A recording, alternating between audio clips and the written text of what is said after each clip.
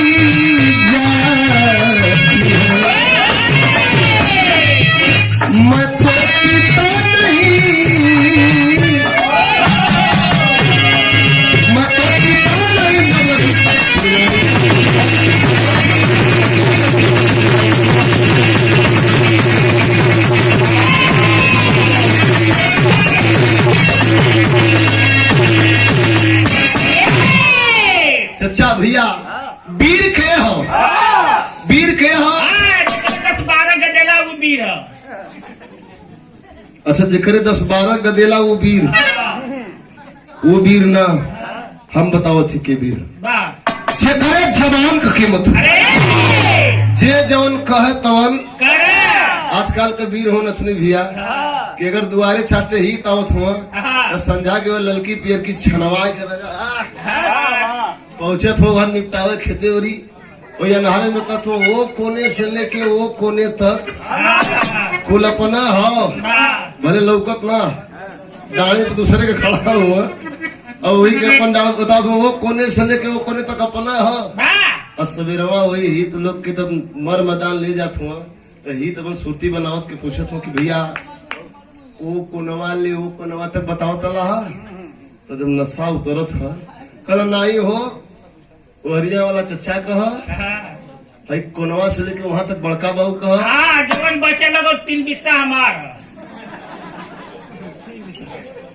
ऐसा में भी हुआ। पहले तो लोग खाए का शौकीन वाले पिए का शौकीन हो गई। अब तो पिए का शौकीन, पहले लोग दूध बादाम घी पे चला, लेकिन बीरन में कभी जी लिखा था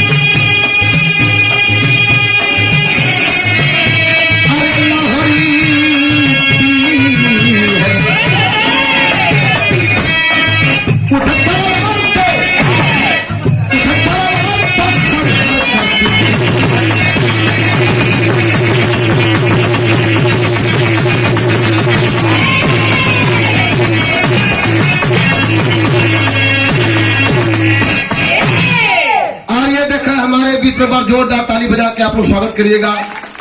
आदरणीय पूजनीय, जितना कहूं कम है।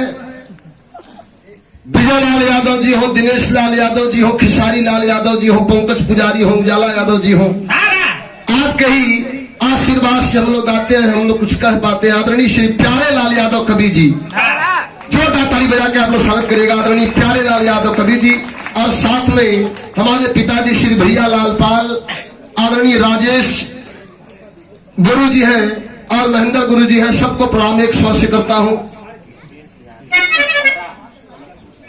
ये हमारे का सौभाग्य है कि आप लोग घर का दर्शन भाई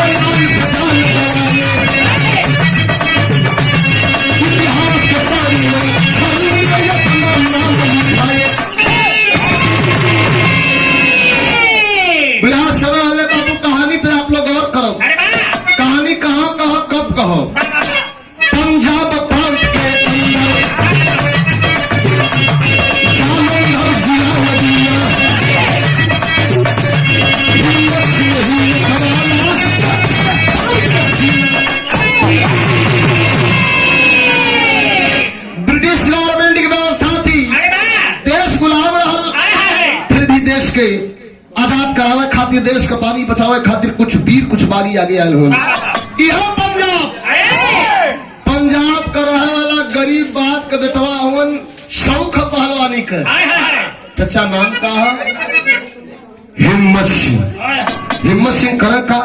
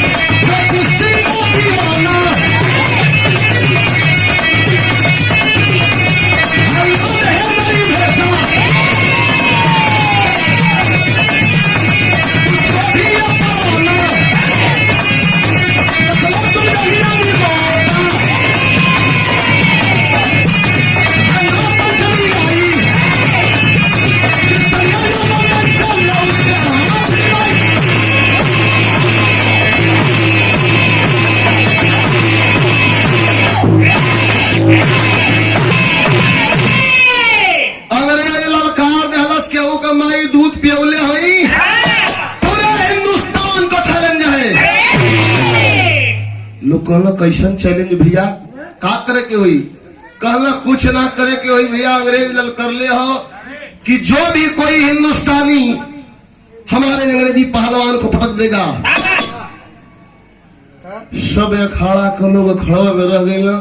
उस्ताद लोग का मुड़ी नीचे लटकल है कि भैया का हुई, देश का पानी चल जाई, का के वो हाथ ना मिलाई, का हुई? सब कोई बैठल है। हिम्मत सिंह को उस्तादों चिंता में हुआ। हिम्मत सिंह गए हुआ लेकिन का जोर कराए के अजोरवा करौले के बाद उस्ताद से कल उस्ताद कोनो बात है, काहे मुड़ी लटकौले वा कोनो चिंता है? कल चिंता यह है बच्ची कि अंग्रेज ऐलान करवा देहलस कि है कोई माई कलाल पूरे हिंदुस्तान में जो हमारे अंग्रेजी पहलवान से लड़ ली। हिम्मत सिंह हसल हुआ, देखा हो वीर हुआ, हसल कल उस्ताद हम लड़ब हो। अरे बहुत करी पटक दे, इतना न हुई कि पूरे हिंदुस्तान में वो हाथा ना मिलौलस। कहला लड़पा तर्ज लगल, कौन तर्ज है?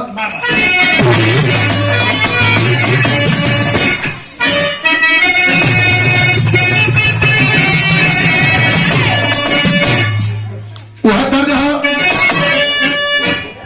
उजाला, तर्ज तो पुरान है लेकिन एक आनंद आज भी हुआ है। कौन तर्ज है? कि हम प्रीतिया, अरे हम प्रीतिया,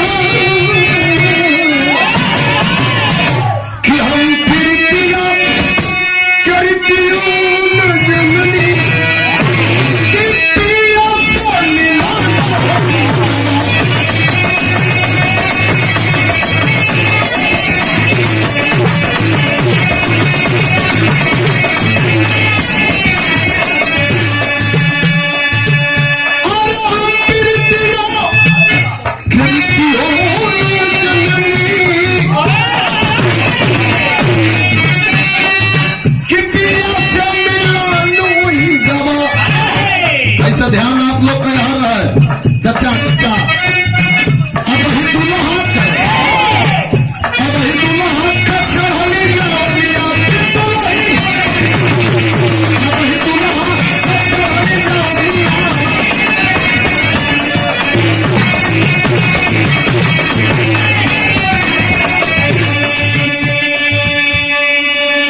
जैसे कनकपुर में दुर्गा माई के मंदिर पर उजाला पंकज का विराह होत बा, आप लोग जुटल हुआ वही तरह वो समय में ऐलान हो गए कुश्ती के कि हिम्मत सिंह ललिहन लोगन के भीड़ जुटल बा अखाड़े के यारी यारी। लोग सोचत हो बुढ़वा पुरनिया लोग गोजी लेके लाठी लेके ध्यान लगौले हम कि का देश का पानी चल जाई, का फलाने का बेटा हुआ हिम्मतवा पटक दई कि पटका जाई। और अंग्रेज हर अखाड़े पे ये कोने से वो कोने कुछ आदमी छुछ माछर भी होना।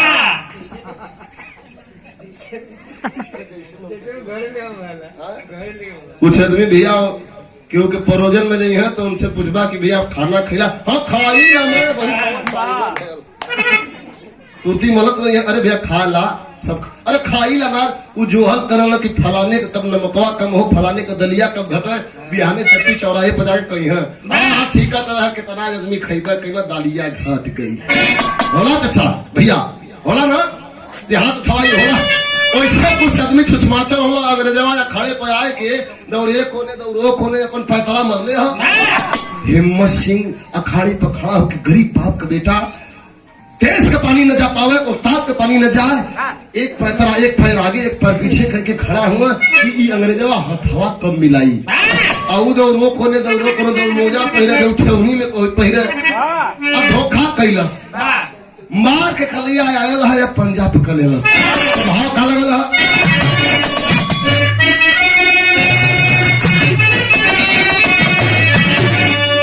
नाग पंचमी वाला दिन कुश्ती बदल हो कैसे हो कि नाग पंचमी अरे नाग पंचमी का पहला शुभ दिनवा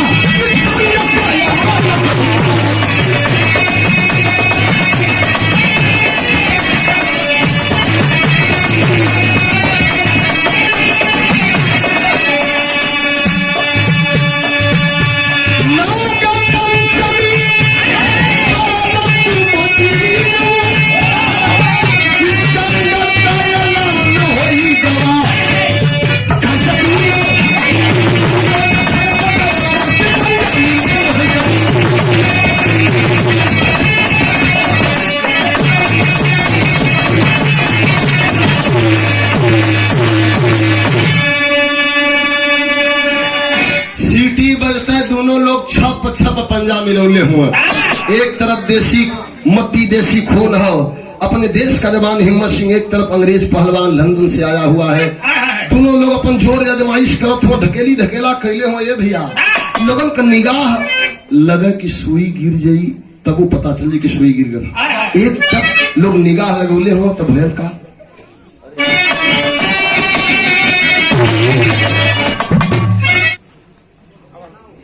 जोरदार ताली बजा के स्वागत करेंगे। आप ही लोग का आशीर्वाद प्यार है हमारे पिताजी श्री भैया लाल पाल जी और आदरणीय श्री प्यारे लाल यादव कवि जी। कुछ बोल लेला, कुछ गाय लेला, समाज में कुछ हम कह लेला, आप लोग देख रहे। आदरणीय श्री राजेश गुरु जी आप भी आए और महेंद्र गुरु जी आप भी आए। आप लोग का भी स्वागत सम्मान हमारे प्रधान जी और विदेशी महोदय करल चाहत हूँ। जोरदार ताली बजा के आप लोग स्वागत करिएगा। लोग कहेंगे सम्मान कैले आदरणीय श्री अनिल मास्टर साहब, शहीदी धरती गाजीपुर, आप भी साथ में हैं।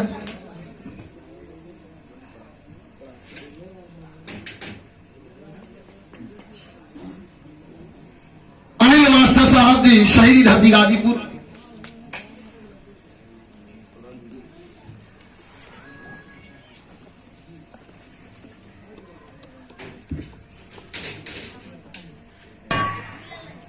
एक तरफ देसी पानी देसी मट्टी देसी खून, अंग्रेज ढकेलत बा लगा के बाजुओं का ताकत। हिम्मत सिंह ढकेल के वही पैरवा में धीरे से अंटी मार दे ना। हिम्मत सिंह का भरवा ले अंग्रेज लट दे खाड़ में गिरल कल सो नो भार ले हला वजन सिंह का पूरा हिम्मत सिंह का गिर गया। जा जा खबर मचल हिम्मत सिंह धन्य हो, हिम्मत सिंह जय हो। हिम्मत सिंह उस्ताद के लोग उठा ले, हिम्मत सिंह के लोग उठा लेना कि देश का पानी था रख देहलस। टेरिक भाग लगल है।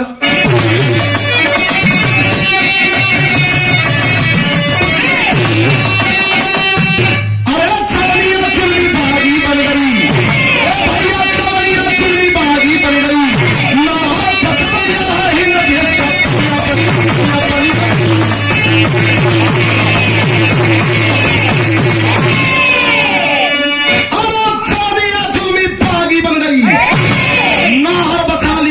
देश का पनिया पटक दिहलन। हिम्मत सिंह जय जयकार हो गए, अखाड़े में मार इज्जत सम्मान बढ़ गए। अंग्रेज सुखायल भात की गोला नियर मुंह बना ले पटकाए गए।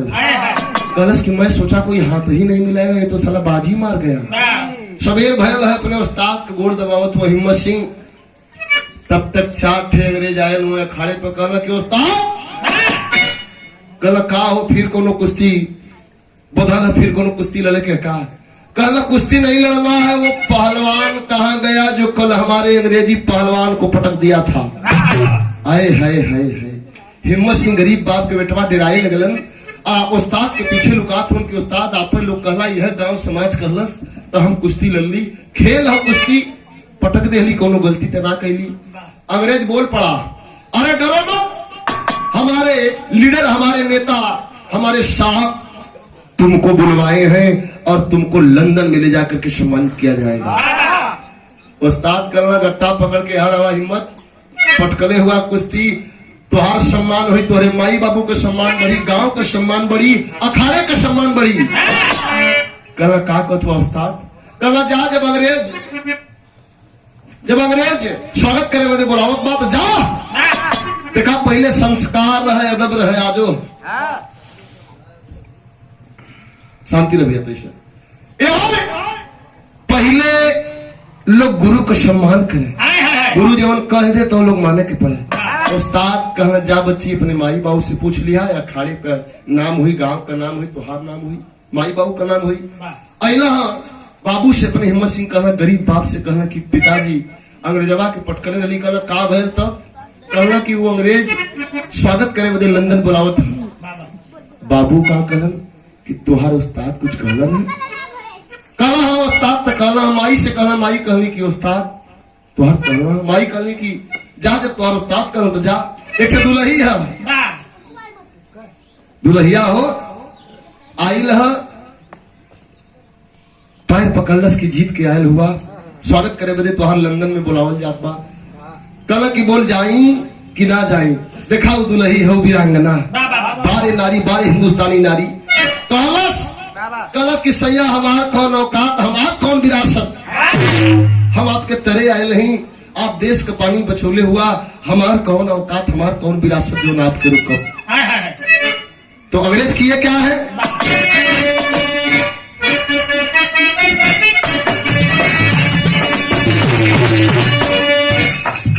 पपिया घाट कैला भाई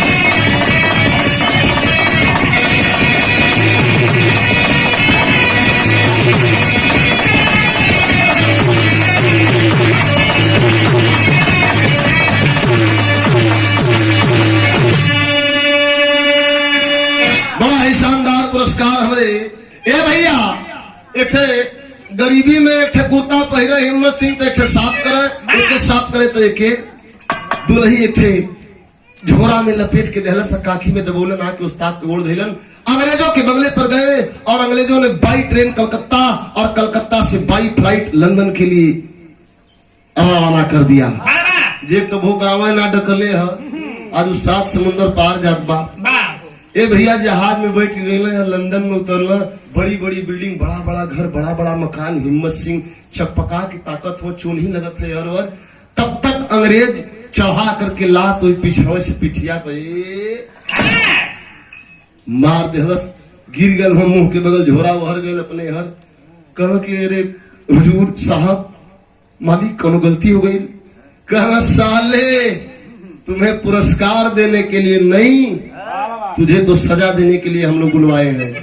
अपने देश में अपने लोगों के बीच में कुश्ती मार करके हमारे पहलवान को पटक करके सीना चौड़ा कर रहा था, बंद करवा दिए जेल में। जे दूध बादाम घी पर चलत बा भैया के आधा पेट खाना देते हो।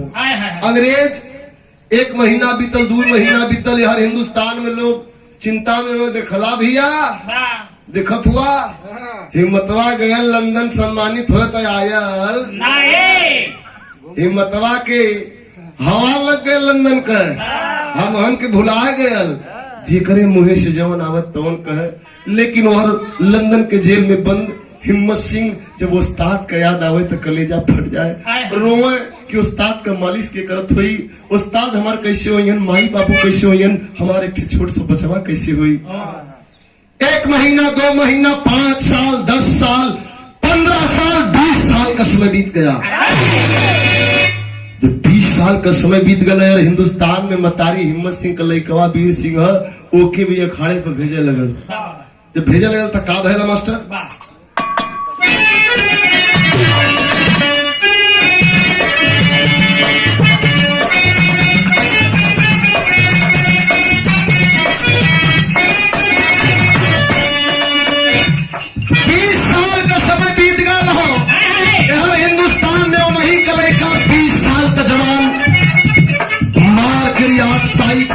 बढ़िया गवैया हो, बढ़िया पहलवान हो, क्षेत्र में चर्चा होने लगे।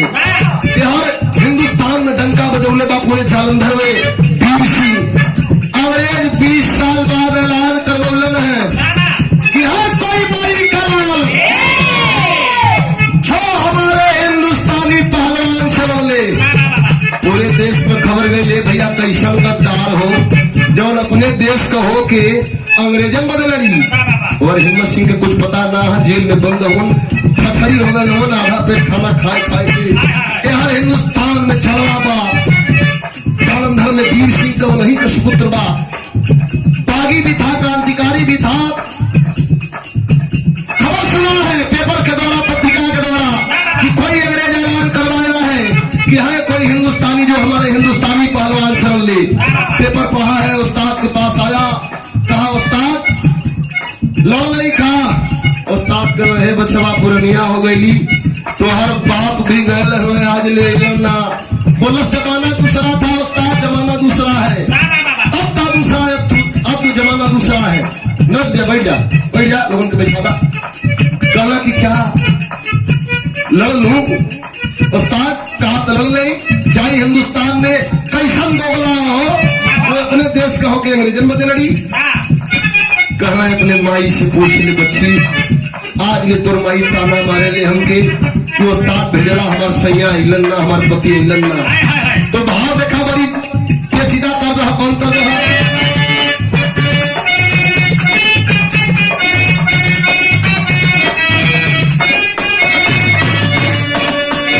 मेरे शंकर के डमरू से दमक दम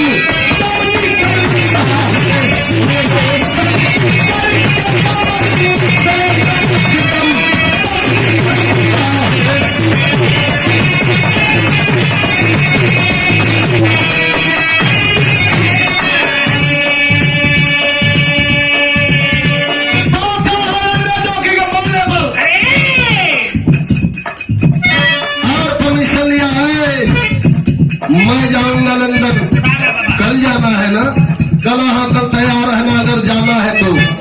गैर लड़का अंग्रेज से पूरी बात के घरे आयल हम माई से कलश की माई कहने की बोल लाल, कहला माई दंगल हो, हम दंगल लो। माई कहली की दंगल तो रोजे लड़े ले, आज करो दूसरा दंगल है का। बारे मतारी कहल गया केहू कितनो पियाई एगो माई बिना। हमारे आप लोग के बीच में बैठे आदरणीय श्री प्यारे लाल यादव कवि जी लिखले रहना कि अमृत के धार केहू कितनो पियाई एगो माई बिना। कैसे करजवा जुड़ाइए भैया एगो माई बिना।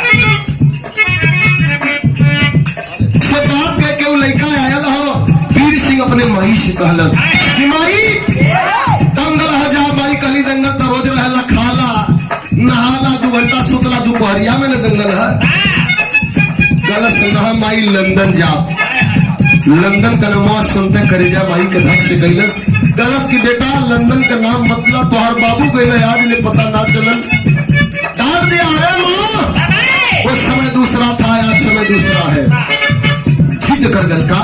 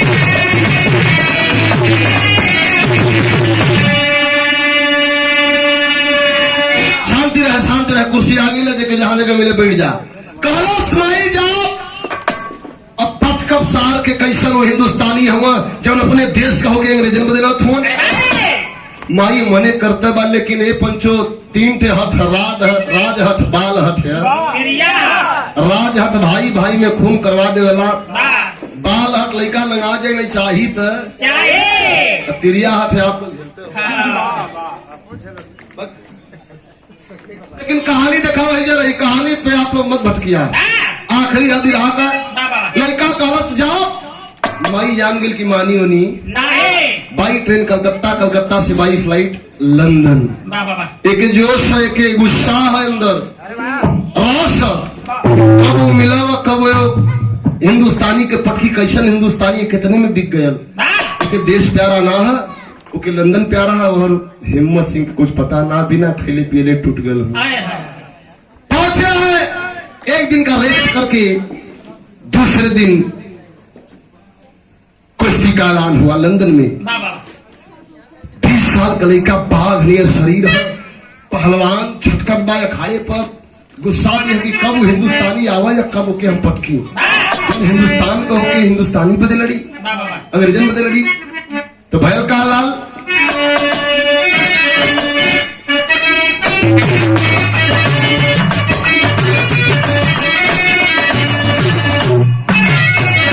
वह जहाँ माता बहन लोग शादी विवाह में गावेली जहाँ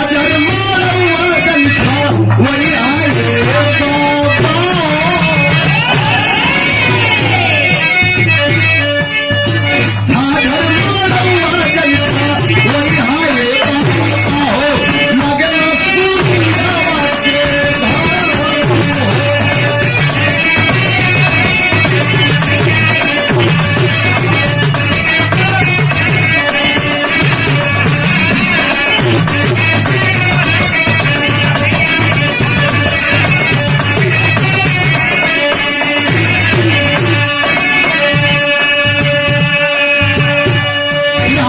कलेजा कहानी आप लोग और खरब अखाड़े में आकर के लंदन में वीर सिंह पंजाब के जलंधर का खड़ा हुआ है और दूसरा पहलवान के हो हिंदुस्तान का रहा वाला हिम्मत सिंह जौन सीकर पगहा में लपेटल हुआ छठरी हो गए हुआ 20 साल बाद जेल से छुटल हुआ सूर्य भगवान का रोशनी आंख पड़ल चोरी लगत हो मट्टी के उठा के नमन कैलन और कहलन के कौन ऐसा गलती हो गई कौन ऐसा कसूर हो गई कि दिन देखे के बहन और जब खड़ा हुए अपन देह तोड़त हो तब तक सीटी बज गई। जब सीटी बज गई हो अटैक कैले हो वीर सिंह। कोई जहाँ दोनों पहलवान नाम के सामने हिम्मत सिंह देह तुरंत हुआ या देह तुरंत हुआ तो गुस्सा पे गुस्सा आ गया है। आ गया वीर सिंह के गुस्सा की अपनी औकात ना दिखलस, अपन शरीर ना दिखलस, बुढ़ाए गया हो लेकिन ललकारत बा, बुढ़ाए गया लेकिन ललकारत बा। कुदल हुआ है भैया, जब कुदल हुआ ऊपर शेर बूढ़ा हो जाएगा लेकिन शिकार करना नहीं छोड़ेगा। हिम्मत सिंह देखल पंजा मिलाल चाहतो पंजा मिला ले हुए, जब पंजा मिला ले हुए 20 साल तले का नया खून है, दबा दे दबाए के पटक दे पटक के डब्लू भैया ये घुटना रख दे, अब घुटना रख दे, जब घुटना रखलस तो का भैल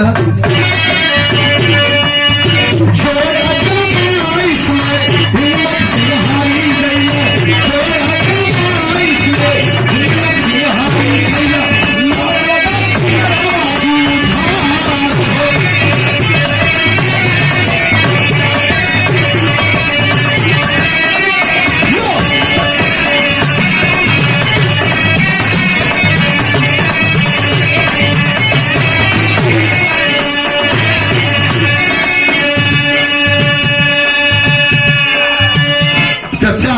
पेट भर पानी भी अंग्रेज ना पियावत रहवा, वही घुटना से दबोले बा 20 साल का लड़का हिम्मत सिंह की बोल कमीने। अरे तेरी मजाल कैसे हुई पूरे हिंदुस्तान को ललकारने की। हिम्मत सिंह के मुंह से निकल के बेटा पानी पियादा, गला दो सुखत बा, पेट भर पानी पिए दे बड़ा दिन हो गया है।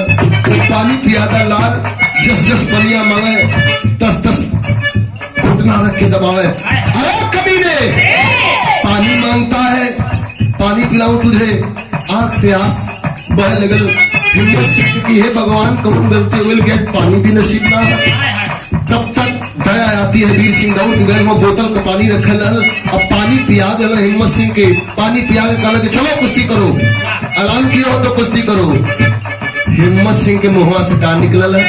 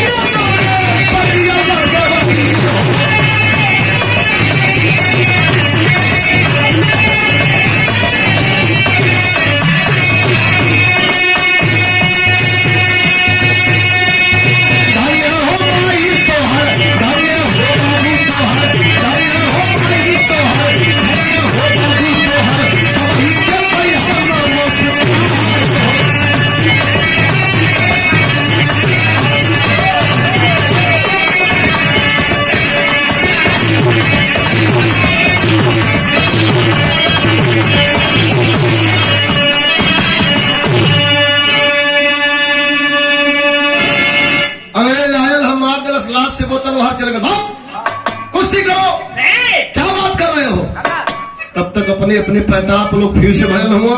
जब पैतरा पर भयल हुआ पंचो तो का भयल है, सीटी बजता है फिर से लड़ा लगलन। जब लड़ा लगलन तो हिम्मत सिंह कहना कि गद्दार मत को बची, जब गद्दार कहते तो कलेजा में चोट लगत हो। कलश क्यों ना कहूँ गद्दार, अरे तुझे शर्म नहीं आई, अपनी उम्र नहीं देख रहा, पूरे हिंदुस्तान को ललकार दिया। इतनी बतिया पर बोल देना हिम्मत सिंह कि सुना अगर मालिक बना के रख ले वही मालिक बचौले वही तो तोहरे उम्र का हमारो लड़का हिंदुस्तान पंजाब के जालंधर में हुई। जालंधर का नाम सुनलस वीर सिंह कलश क्या क्या क्या बोले कला गद्दार कहतुआ यह अंग्रेज 20 साल पहले ऐलान कर बोलन हिंदुस्तान में है कोई जो लड़ गेली इनाम देवे के बहाने लिया कि 20 साल से बंद के लिए गद्दार मत को बच्ची गद्दार कहते तो पटक दे मुआ दे चली, लेकिन देश के प्रति गद्दारी नहीं किया हूँ, लड़ा हूँ और धोखे से आज ला करके हमें कैद किया गया है। कहला कि क्या बोल रहे थे कि मेरा बेटा 20 साल का 20 साल से पंजाब में क्या क्या जालंधर में। हाँ अगर भगवान बचौले हो मालिक बचौले हो तो तोहरे उम्र का लड़का हमार भी हो पंजाब में जालंधर में हुई। जालंधर का नमो सुनते हिम्मत सिंह का लगा जोरवे, वीर सिंह का लगा जोरवे खत्म हो गया। कलश की क्या नाम था? कहला के नाम वीर सिंह रखे रही। हिम्मत सिंह के मुहवा से वीर सिंह सुनता कलश की कहीं आप हिम्मत सिंह तना न हुआ? कहला कि हाँ बेटा, हमारा नाम हिम्मत सिंह, हिंदुस्तान के पहलवान अंग्रेज कैद के लिए हुआ। बाप रे बाप, आंख से आंसू चलने लगल। बाप बेटवा सामने भयल हुआ, गले से गले मिल गए। अंग्रेज देख रहा है कि कुश्ती कर रहे हैं कि गले मिल रहे हैं, फिर चीटी बजाए कुश्ती करो। कहना कि बेटा लड़त रहो नहीं तो जवानी बेकार कर दिए। सब आपस में लड़त हो जैसे गैया बच्चा के पियावे दौड़े ले, जब छाती से छाती लगे। 20 साल बाद पेट भरल मोमबत्ती नियर पिघल जा। लड़ते के बाबू पूछना कि तोर दादा कैसे होन, बाबू कैसे होन? कहना बाबू तो स्वर्गवास हो गए, दादी स्वर्गवास। कहना कि तोर माई? कहना कि बाबू माई आज भी तो के वही रास्ते पे बैठ के जो है जो ने रास्ते से तू गई रहला, पगली ना आवे देत रहल। बजरंग बली की कृपा भयल, आज हमन का मिलान भयल। झरझर रोत हम दोनों बाप बेटवा। कहला कि तोर सेवा हम ना कबूली बेटा। कहला बाबू हम तो तुम्हारी सेवा ना कर पौली। आपस में लड़त हो रोत हो। कहला कि बाबू तुम्हारी हालत कौन अंग्रेज बनौलत? सबसे बड़ी कुर्सी पर बैठा था लॉर्ड हेनरी। इशारा किया है, नजरों से इशारा किया है कि वही जो बूढ़ा अंग्रेज है वही ऐलान करवाया मैं कुश्ती जीता, लंदन में लाकर के कैद किया। बेटा तुझको भी धोखा से फंसाया गया है। लड़ता लड़त कैले कहा लाल।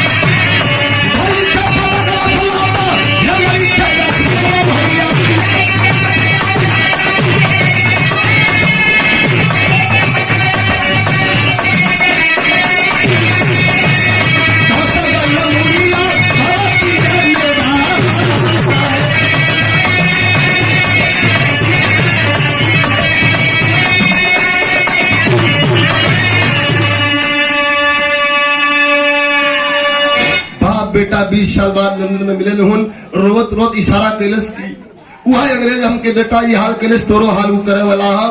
आम न देखलस ताव भाग नियर शरीर है, मार के कलैया पहुंचल धाय के चौचक यह मलफट। वो अंग्रेज का उठा देहलस, इतना जोर रहे उठा के पिछवे के घूम गल हच दे मुड़ी सार के दुबिता जमीन में धस गई। पैर दोनों लगल छपटिया नो नो कहता दम तोड़ देहलस। तड़ा करके घेर लिए अंग्रेज, खबरदार जरा से हिले तो जान से मारे जाओगे।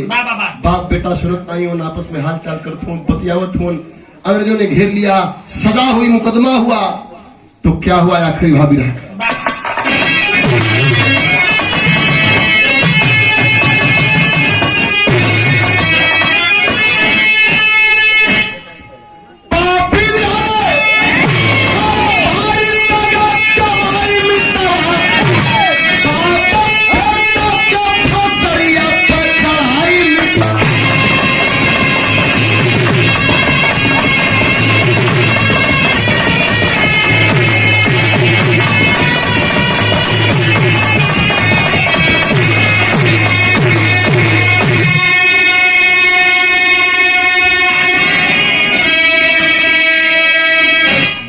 के लंदन में फांसी हो गई। तो ऐसे ऐसे जवान थे, ऐसे ऐसे बहादुर वीर थे जो देश की खातिर मर मिट गए। हाय हाय हाय आजकल वीर हो तो ऐसे बगलिया में झगड़ा हुई, आदमी कहीं निकाल को जी देखी कौन, अरे मेहरारू धके करिया झूल जी है, अरे रमऊ हो रमऊ, बहरवा मत जाने कोनो मार दिया कपरवा फूट जाई हो, ऐसा ना वीर हो आजकल। बाबा तो भाव क्या है कि धन्य धन्य बाटे हमरे देश का जवान हो, और देशवा के खातिर दिहला हो जहान प्राण हो।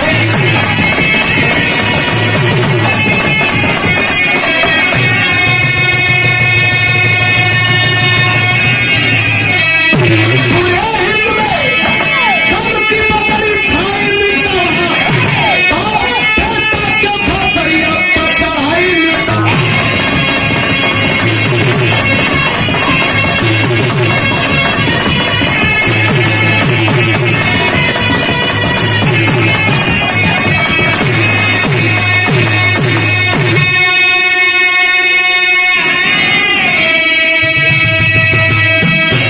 का समाप्त खानदान के परिचय। तो बिहारी गुरु